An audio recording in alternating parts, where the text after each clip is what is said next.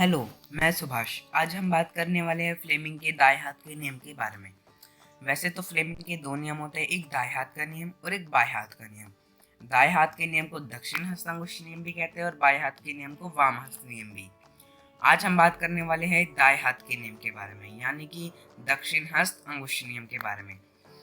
हम यहाँ पर आप देख सकते हैं, ये बीच वाली उंगली को है ना तर्जनी भी कहते हैं। इस बीच वाली उंगली को जो अंगूठे और उसके बीच वाली उंगली होती है, और यहाँ पे ये 90 डिग्री का एफ का मतलब फोर्स है, मैग्नेटिक फील्ड यानी कि चुंबकीय क्षेत्र, इलेक्ट्रिक करंट यानी कि विद्युत धारा, प्रेरित धारा। हम इसके डेफिनेशन पढ़ते हैं। फ्लेमिंग के दाएं हाथ का नियम। यदि दाएं हाथ के अंगूठे व पास वाली दो उंगलियों को इस प्रकार फैलाएं कि वे परस्पर लंबवत रहे। लंबवत मतलब होता है 90 डिग्री। 90 डिग्री ये देख सकते हैं आप यहाँ पर, ये 90 डिग्री का कोण बना रहे हैं। यहाँ पर दोनों, एक ऐसे जा रहा है और एक ऐसे जा रहा है, 90 डिग्री का कोण बन रहा है। तो अंगूठा चालक की गति की दिशा, अगर ये यहाँ पर तीनों लंबवत है, ये और ये दोनों लंबवत रहे, तो अंगूठा चालक की गति की दिशा। तो अंगूठा क्या दर्शाएगा? चालक की गति की दिशा को दर्शाएगा। तथा अंगूठे के पास वाली उंगली, इसको तर्जनी कहते हैं। मैं फिर से बोल रहा हूँ, इस वाली उंगली को तर्जनी कहते हैं, तर्जनी। अंगूठे के पास वाली उंगली चुंबकीय क्षेत्र की दिशा को प्रदर्शित करती है, तो बीच वाली उंगली प्रेरित धारा की दिशा को प्रदर्शित करती है। मतलब कि अगर अंगूठा चालक की गति की दिशा और तर्जनी, मतलब अंगूठे और बीच वाली उंगली की बीच वाली उंगली चुंबकीय क्षेत्र की दिशा को प्रदर्शित करेगी, तो बीच वाली उंगली विद्युत धारा को प्रदर्शित करेगी।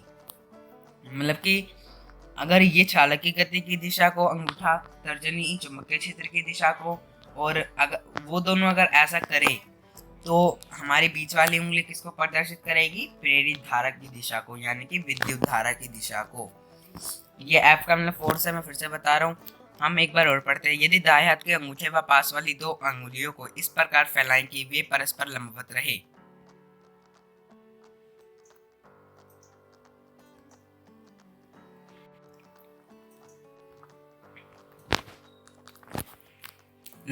यानी कि 90 डिग्री का कोण बनाए, तो अंगूठा चालक की गति की दिशा तथा अंगूठे के पास वाली उंगली चुंबकीय क्षेत्र की दिशा को प्रदर्शित करे, तो बीच वाली उंगली धारा की दिशा, विद्युत धारा या प्रेरित धारा की दिशा को प्रदर्शित करती है।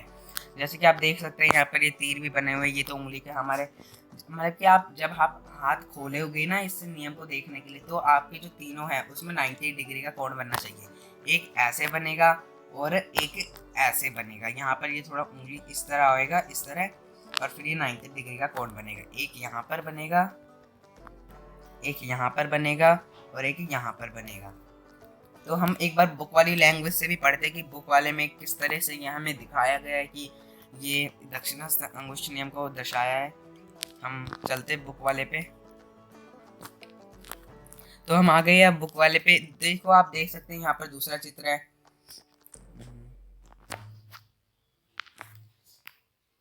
आप यहाँ देख सकते हैं, ये वाली दूसरी चित्र है। हम पढ़ते हैं, यहाँ से पढ़ना है इसको। आप अपने दाहिने हाथ, यहाँ से पढ़ना है। आप अपने दाहिने हाथ, यानी कि सीधे हाथ, राइट हैंड में, आप अपने दाहिने हाथ में विद्युत धारावाही चालक को इस प्रकार पकड़े हुए, जो ये डंडा है ना यहाँ पर देखने का, ये है विद्युत धारावाही चालक। क्या है ये? विद्युत धारावाही चालक को इस प्रकार पकड़े हुए है कि आपका अंगूठा विद्युत धारा की दिशा को प्रदर्शित करे की ओर संकेत करता है। जो हमारा अंगूठा है ना, वो किसकी ओर संकेत करता है? विद्युत धारा की दिशा की ओर।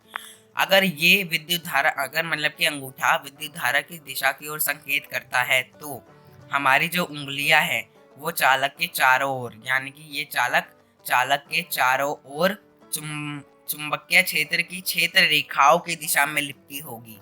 मतलब कि जो हमारी उंगलियां है ना, वो चारों ओर, चालक के चारों ओर चुंबकीय क्षेत्र की क्षेत्र रेखाओं की दिशा में लिपटी होगी।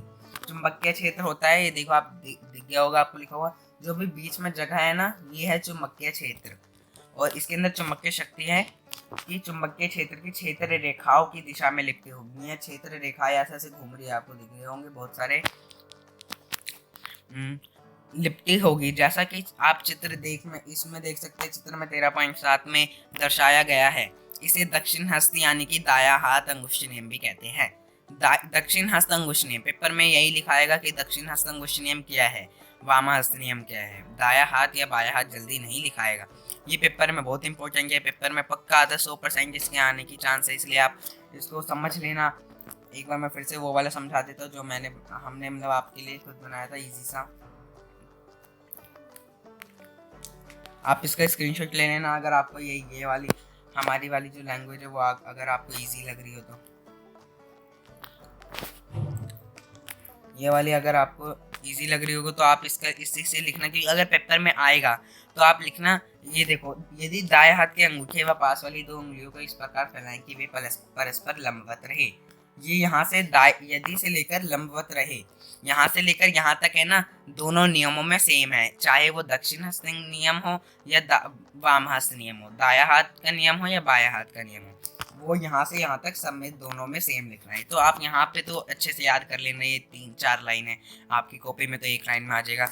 बस यहाँ से चेंज होता है, तो अंगूठा चालक की गति की दिशा, यहाँ से चेंज हो जाता है, तो अंगूठा चालक की गति की दिशा को दर्शाएगा। मतलब कि अंगूठा चालक की गति की दिशा तथा अंगूठे के पास वाली उंगली चुंबकीय क्षेत्र की दिशा को प्रदर्शित करे, तो बीच वाली उंगली प्रेरित धारा की दिशा को प्रदर्शित करती है। हाँ, सबसे इम्पोर्टेंट बात कि पेपर में अगर आ जाए कि दक्षिण हस्त अंगुष्ठ नियम का यूज क्या है, उपयोग क्या है इसका, किस लिए उपयोग किया जाता है, क्या निकालने के लिए उपयोग किया जाता है, तो आप समझ नहीं पाओगे, लेकिन आप समझ जाओगे कि अगर आपको ये डेफिनेशन होगी। बुक वाले में इतना जल्दी नहीं समझ आएगा।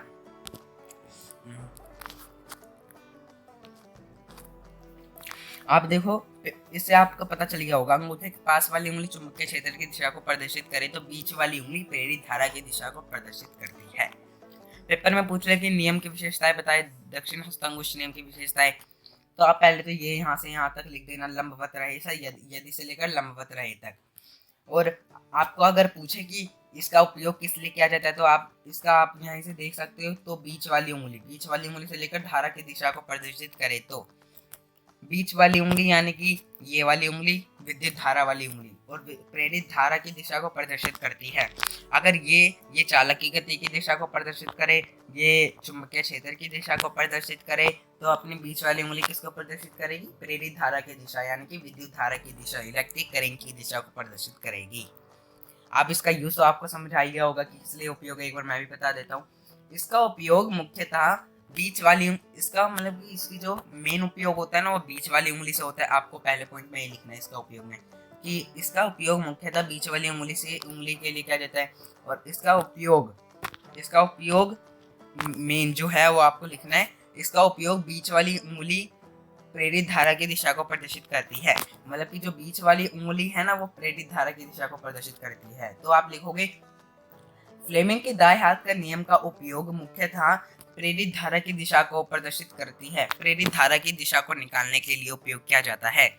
किसकी दिशा को निकालने के लिए, विद्युत धारा, इलेक्ट्रिक करंट की धारा को निकालने के लिए फ्लेमिंग के दाएं हाथ का नियम का उपयोग किया जाता है।